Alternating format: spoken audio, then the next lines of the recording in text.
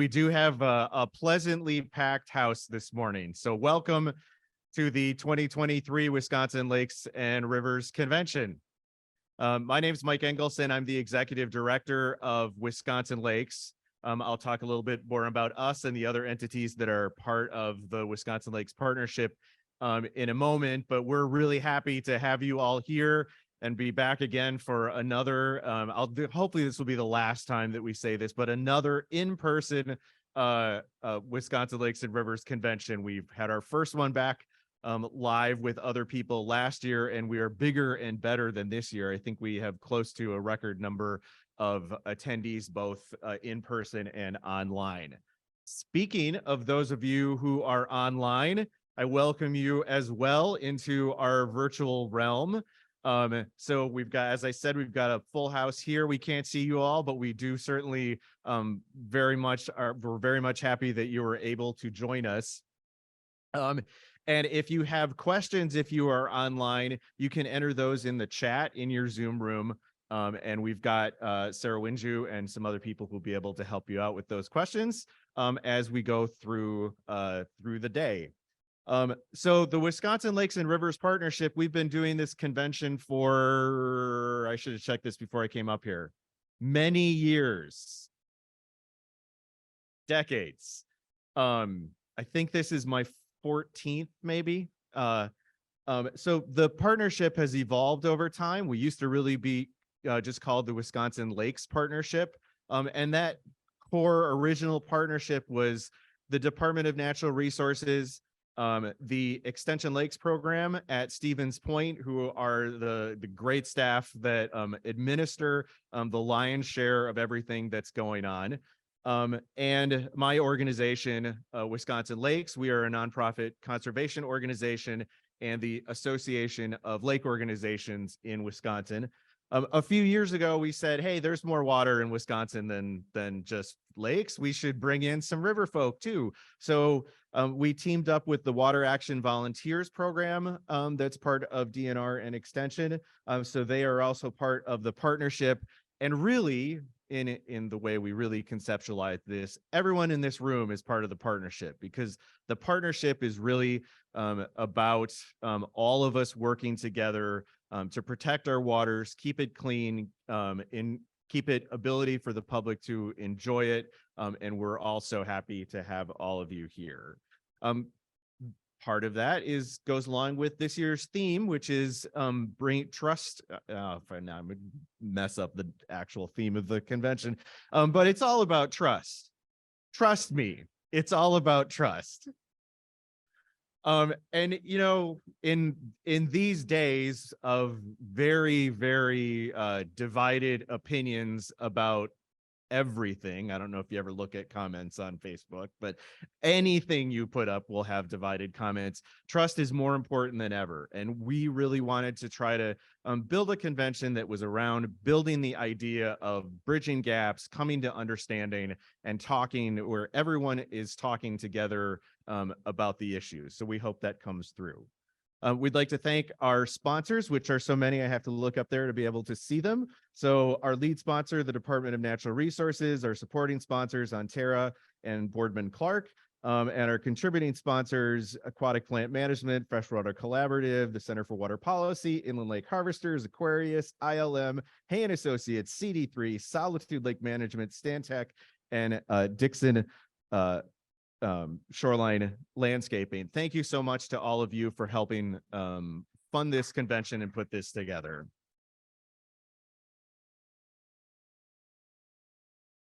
And I mentioned Extension Lakes program, one of the key components of the Extension Lakes program, and sort of the grand conductor of the planning for this event. We really start planning this thing usually like 2 days after it finishes. No, probably we'll get back together in June. But one of the leaders of that effort is Sarah Winju, and Sarah's going to come up and say a few things. She's running the virtual room right now, so it'll take her a minute to get up here. So I'll vamp for her. Trust me, she's coming. Thanks, everybody.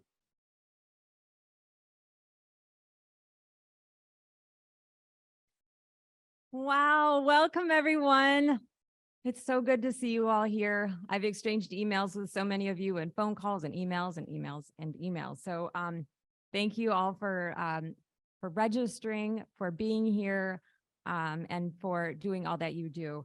So I'm Sarah Winju. I work with the Extension Lakes program. This is my second convention, so I'm really excited to be here and to continue learning every year of how things work or how things don't work. So we appreciate your patience as we continue to work through some kinks, but we'll get there. So before I say anything else, I want to thank everyone who has been so instrumental in making this event happen. If you are on the planning team, or if you weren't on the planning team and still helped, would you please stand up? Everyone who has helped in any way put this event together. Thank you for all of your hours and hours of hard work, ideas, Zoom meetings, hours of Zoom meetings, Google Sheets, so many Google documents, and just for putting up with all of my emails. Thank you for all of your time, your effort. This wouldn't have happened without all of you. All right, and yes, we are continuing to plan already for next year. So if you're interested in helping with all that planning, no, it really is fun. It's not that hard, right? There is some fun too. If you're interested, let me know if you're willing to help out for the planning of next year. We're always looking for new ideas.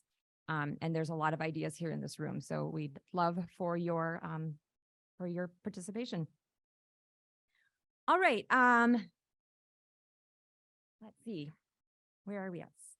Yes, scholarships. So we want to be sure everyone is able to attend this learning and networking event regardless of cost. We don't want that to be a barrier.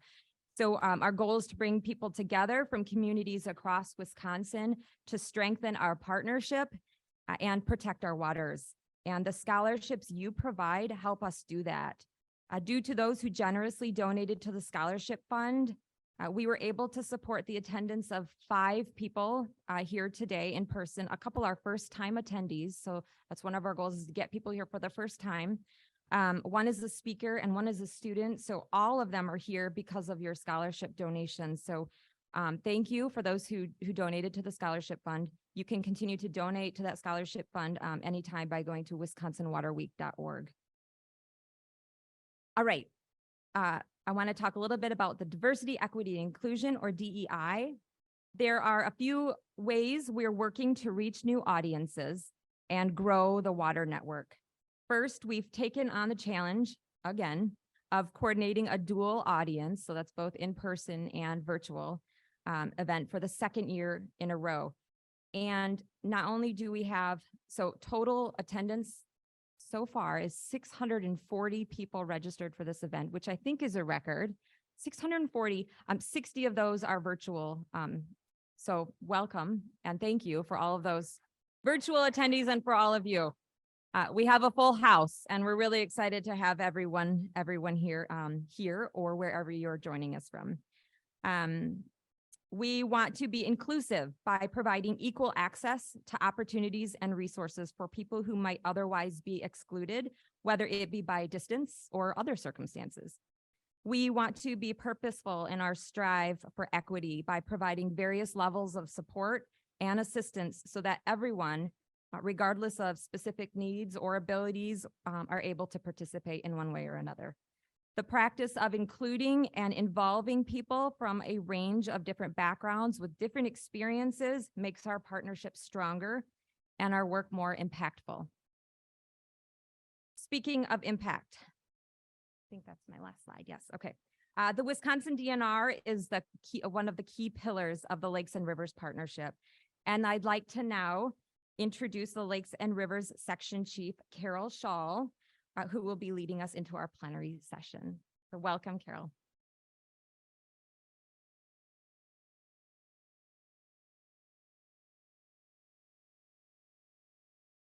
Thank you, Sarah. Good morning, everyone. It's my pleasure this morning to introduce DNR Secretary Adam Payne, who's going to kick things off with some opening remarks this morning.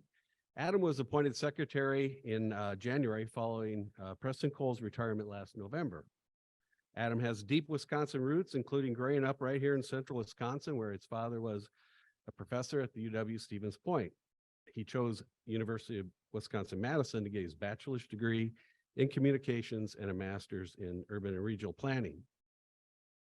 Before his appointment to the DNR, Secretary Payne served as a Sheboygan County Administrator for over 2 decades, where he was involved in several conservation initiatives, not the least of which includes the remediation of the Sheboygan River and Harbor Superfund site. Prior to that, he served as Executive Director of the Wisconsin Land and Water Association, where I first had the opportunity to meet him early in both our careers. And I'm sure he'll tell you more about himself. So without further ado, Secretary Payne.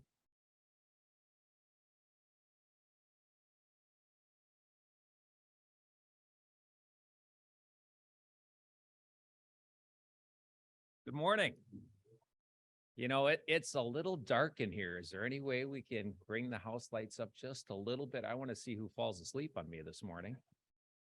I don't have any slides, so I don't know if that's possible, but it is such a pleasure to be here. I was sharing with Deborah and friends that I walked in and quickly saw that I woke up this morning and had the chance to have a cup of coffee with my 80-year-old mother. How many of you did that this morning? This is my hometown, grew up here. I married my high school sweetheart and just so pleased to be home. Every time I come to Stevens Point, it feels good, but also pleased to drive up to the Holiday Inn and struggle to find a parking place. So my compliments to you. What a wonderful, wonderful event and turnout. And again, thank you, Carol, for the introduction. Thank you, Sarah. Thank you, Mike Ingleson, for your leadership. Thank you, the University of Wisconsin-Stevens Point Extension of Lakes, Wisconsin Lakes and Rivers, and the Department of Natural Resources, who I'm just so proud and privileged to be a part of. This is a wonderful event, and I know you're going to have a wonderful discussion and conference. So thank you for letting me join you. I loved your theme. Building trust, building relationships, so important to our success and where we're headed. It is so important. And my compliments on the theme and you taking the time to be here today, because I think it's a key to our success. Carol was kind enough to share a little bit about my background, but just very quickly, grew up in Plover on the Wisconsin River, and having a dad that was a wildlife professor and a mother that was a school teacher, they really instilled in me and my brother and sister the importance of natural resource protection and enhancement. And we had more fun on the Wisconsin River, hunting, fishing, trapping, sailing, cross-country skiing, you name it. We enjoyed the outdoors. We loved to go camping as a family. It was just a wonderful experience. I also got to spend time from age 9 to 19 working on my grandmother's Century Farm in Sheboygan Falls, milking cows, working on the land. And she instilled in me the importance of hard work. I never met a more resilient, hardworking person in my life than my grandmother, Bernice Toggy, and was so appreciative of what she taught me about caring for the land and how important it is. As was mentioned, I worked at Wisconsin Land and Water Conservation Association for 5 years. Prior to that, I was with the Department of Ag, Trade, and Consumer Protection for about 5 years, and I got to work in the Farmland Preservation Program and had the opportunity to work with county land and water conservation departments across the state, all 72 counties. Do we have any land and water conservation department staff with us today? We have a few in the room. Please stand and be recognized. Let's hear it for them.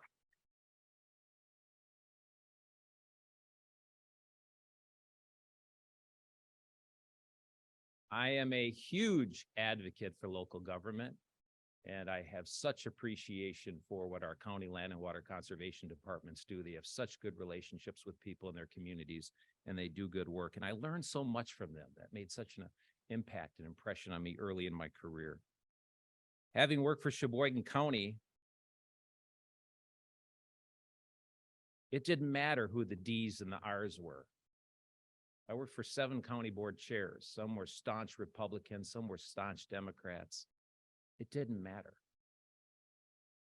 We problem solved. We built relationships, and we helped make good things happen.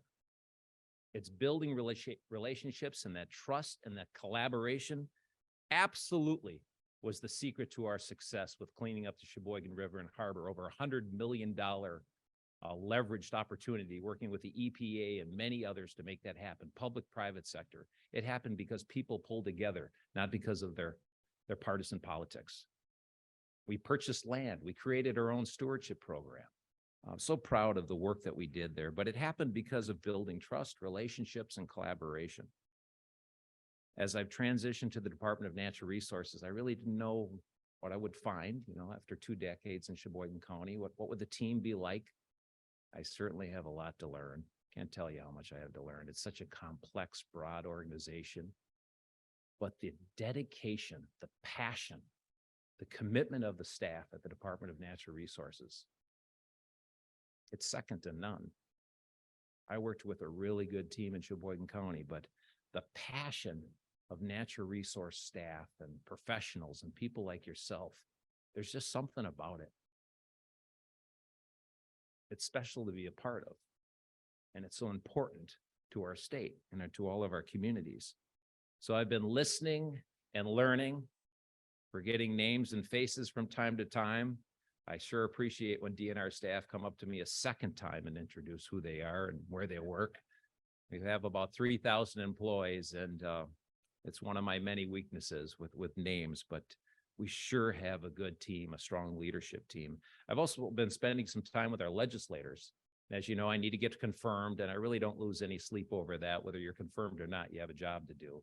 But the opportunity to go around and meet with all the senators was a good opportunity. I enjoyed it.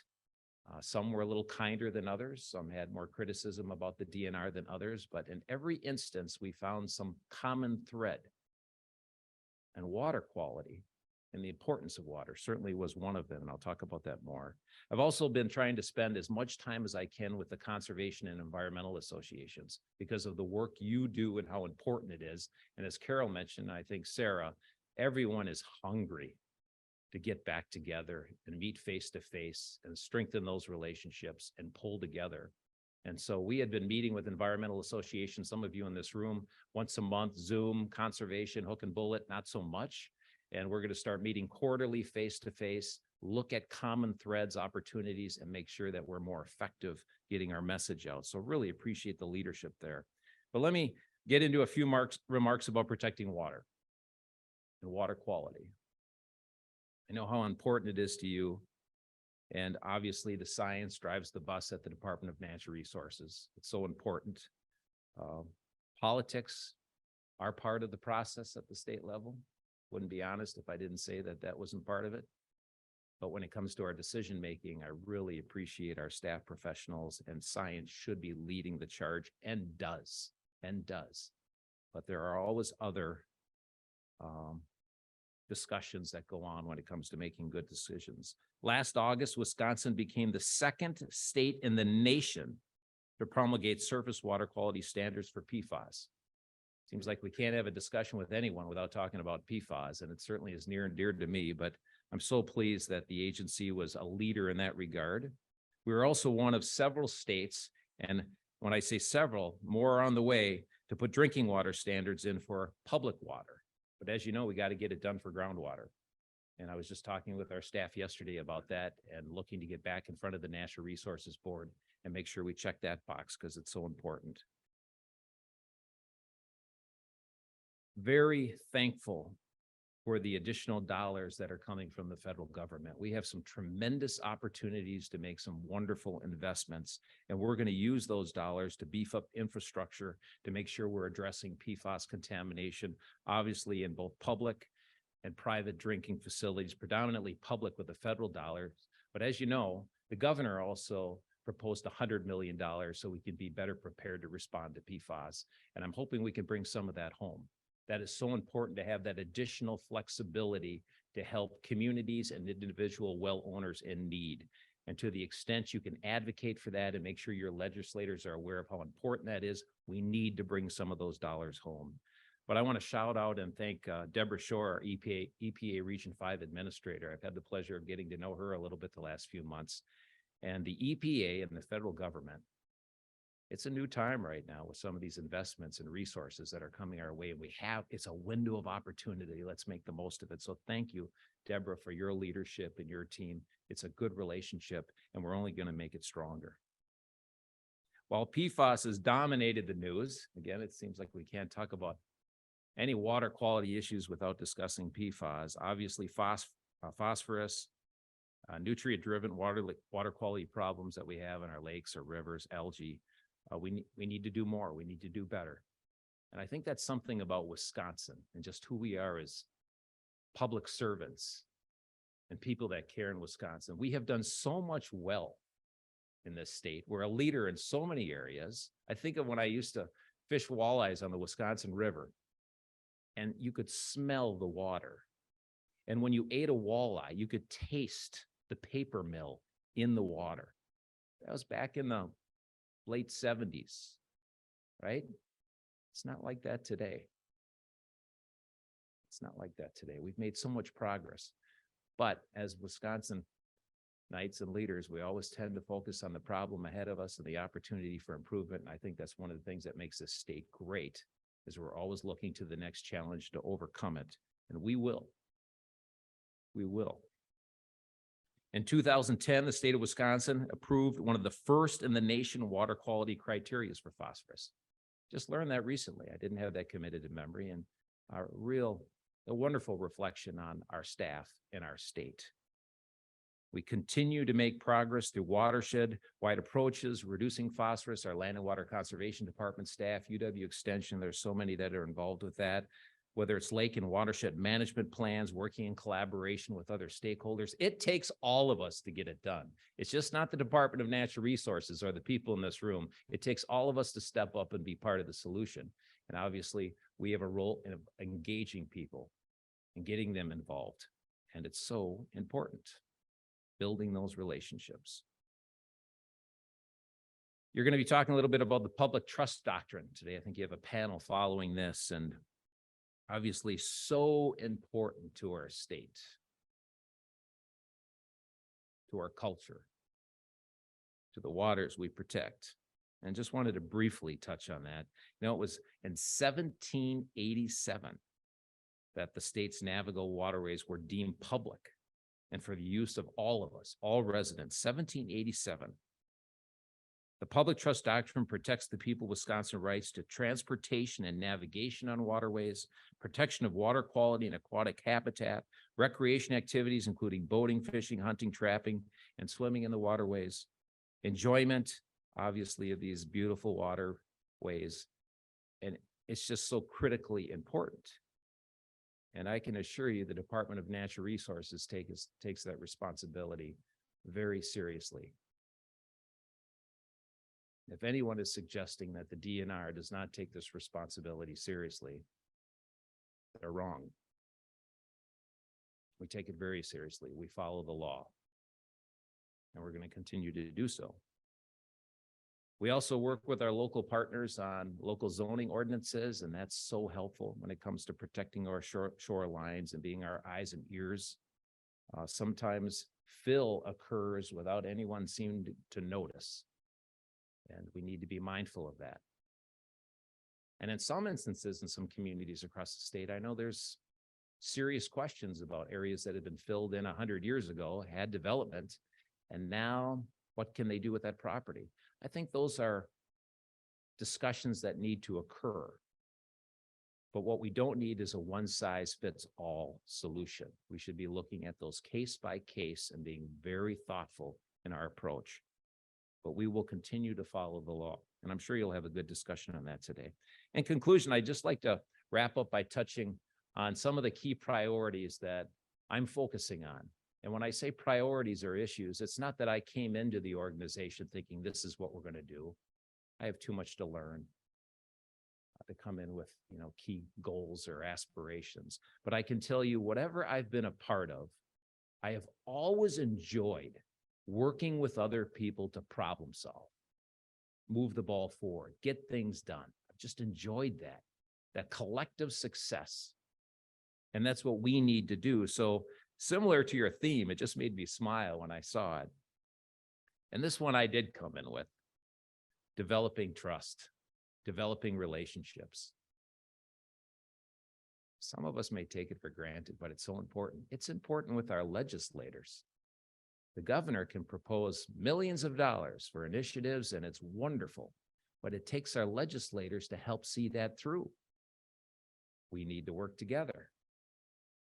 We need to put partisan politics aside where we can when it comes to water quality and things that shouldn't be partisan and get things done. So building those relationships, and one of the first places I wanted to start was not only the leadership team and staff, environmental associations, conservation associations, but our natural resources board. And for any of you who have followed that, the last few years, the relationship hasn't been quite what one might want. And I'm really encouraged with the leadership of Bill Smith, our new chair, Marcy West, our vice chair. I think the professionalism, the thoughtfulness, the respect, it's immediately present in just the last few months.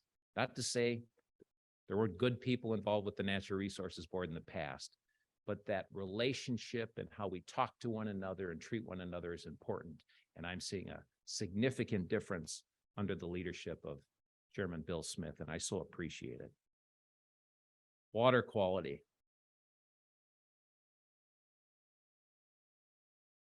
Every single one of us in the state of Wisconsin should expect to turn the tap on and have clean water. I'm a grandpa now, 2 grandchildren, year and a half year old. And I feel it even more than ever before. Everyone should be able to drink clean water and expect to turn on the tap and have clean water. This is Wisconsin, right? Yeah, we know it's not happening. And when someone calls the Department of Natural Resources, particularly a private well owner, and about 1/3 of our residents in this state have private wells, and they call the Department of Natural Resources and they say, we just learned that our well is contaminated, whether it's phosphates, nitrates, PFAS. What do? Can I still make baby formula? Can the kids drink this? Can the dogs drink this? What do I do? Where do I get water? And not everybody has the means to quickly problem solve, right? What do I do? The answer from the Department of Natural Resources should not be, well, thanks for calling. We hear you. We'll get back to you. The answer should be, thank you for calling. This is what we will do to help you solve this problem now. Today, we're going to get after this. And in order to do that, you have to have staff and you have to have resources. You have to have money, which I am so proud of Governor Evers for his $100 million request. Our legislators are looking at it and saying, well, it should be 100 million, 50 million. What are you going to use it for? We've shared a menu of options under that 100 million. It is just a small step in what's really going to be needed to beef up the infrastructure for water treatment facilities across the state, to help well owners across the state. But it's a heck of a good start, and we need it. We need to be prepared. The fire department doesn't go out and buy a fire truck when there's a fire. We need to be prepared. And there wasn't one legislator that I talked to about this that looked at me and said, nah, I don't think water's important. Not one. We should be able to get this done. And I'm optimistic we will. But I want to make sure we're prepared. We need to be better prepared to respond to people in need, to help people, to problem solve, and we need to do that together. And as you can tell, I'm a little passionate about it. It's important. It's important to my grandkids, and it's important to yours. I also want to make sure we're engaging young people more. We've seen some real cuts and reductions in the Department of Natural Resources over the last 10 years or so. And, if you don't have the capacity, you just can't be as effective or be as responsive. And there is so much interest in seeing our capacity turning the corner and building up. When a legislator says to me, well, why is it taking so long to process that air permit or another permit? Well, if you don't have the staff to do it, or you have half the staff that you did 5-10 years ago, that's going to take a little longer. Takes resources. We need to have that conversation. Young people today, there's so many things for them to do. They're always on the phone, right? If they're engaged in the outdoors, as well as I, they're going to start to care about it, and they're going to make a difference going forward in their lives. But we need to engage them. And that takes mentors. That takes hunter safety. That takes people in this room engaging them. It takes time and effort, and I'd like to see us do more of that. I don't know if any of you have heard, but the DNR is working on a wolf management plan. Has anybody heard about that? I'm very hopeful we can put that to bed this year. I do not want to spend the next 3.5 years of my tenure as secretary wrangling my hands about the wolf management plan. We have an excellent bear management plan, deer. We haven't had a deer management plan. I take that back, but we have a lot of stakeholders involved with that. We have an elk management plan. I mean, the DNR, again, does such good work. We can knock this out. And we need to knock this out by listening to people that live among wolves. We need to hear them. We need to be mindful of the social conflicts they're dealing with. So just so you know, I'm looking to see that get done this year. I mentioned that at the NRB meeting, but it's going to be a balance. And I know by the time we're done with that wolf management plan, my honeymoon period will be over. Because it's like 50%, right? Right down the middle. We need less, we need more, don't do anything. But I grew up in a household where my dad and I would talk about population dynamics. And in the plan, it talks about the importance of population dynamics when it comes to establishing harvest or quota about 240 times. And I think only twice do we actually talk about what the current population is. We're not going to have a goal. It's not going to get knocked back to 350. But I think we can come up with a range of what's a healthy, sustainable wolf population, a range based on biological carrying capacity. And then we should be able to also come up with a range of what's healthy and sustainable based on social conflict. And if you're a farmer and your herd's being harassed or you're losing livestock, or if you're a bird hunter and you're afraid to even go into a national forest, which we should be protecting that right, you're afraid to go into a national forest because you feel your dog or dogs are going to be killed while you're bird hunting, or your grandkids aren't safe, we need to be mindful of that. So we got some work to do on that, but hoping to knock it out. The other area I'm working on, obviously, is trying to bring home some of the governor's proposals. We talked about water quality, habitat development is so important. Support for local government is so important. Those land and water conservation department staff can't do the good work that they've been doing for decades if they don't have the resources to be able to sustain their planning and conservation departments. Local governments are struggling. So it's really encouraging to see the governor's support. And we need the legislator support to help local governments continue to maintain their staff and do the good work they do. But state parks, just one example there that I think is low-hanging fruit, and we all should be able to do something about this. We have some of the best state parks in the nation. And I think we're one of the few, if not the only, states that doesn't rely on general purpose revenue for our state park administration fees, right? Yet our state parks, as good as they are, we're not keeping up with maintenance. We're not keeping up with infrastructure. We're not keeping up. And the irony is we're able to collect fees from the users, but we don't have the authority to use all of the revenue we collect. Isn't that something? Isn't that something? So I see it as an opportunity and one where we need to talk about it. But I would be shocked if there was a legislator who didn't want us to be fiscally responsible and take care of our infrastructure, our roads, our trails, bridges, our facilities, all these wonderful amenities that you need in a state park to provide good customer service. It's fiscally responsible to take care of them rather than let them further erode. We have the funds to do it. We need the authorization and support to do it. So I'd appreciate your help with that. And again, I'll conclude by just saying this. Thank you for the opportunity today to join you. Thank you for letting me have a cup of coffee with my 80-year-old mother this morning. If it wasn't for you, that wouldn't have happened. So thank you. Thank you for your leadership,